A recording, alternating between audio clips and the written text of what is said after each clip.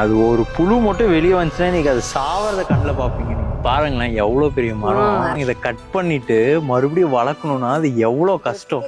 அறுக்கிறது பிரச்சனை இல்ல, செடி வளர்ந்துரும், கண்டிப்பா வளர்ந்துரும். அறுத்து புழு எடுத்துட்டோம்னா ஓகே ஃபைன், சரி ஏதோ ஒரு புழு வந்துருச்சுன்னு நம்ம சொல்லலாம். அறுத்துட்டு அதுல புழு இல்லைன்னா வேஸ்ட். அவங்க இருக்குதுன்றாங்க, அருங்க பேசிக்கலாம். இப்படி இழுத்துட்டா காக்கா கொஞ்சம் அறுக்க முடியுமா பாருங்க. இல்ல திருமல அது எடுத்தாதான் கொஞ்சம் கரெக்டா இருக்கும். இந்தா புழுவல்ல என்னது, புழுதான் பாருங்க, புழுதான். இதுதான் புழு. இது பாருங்க மூவ் ஆகுது பாருங்க.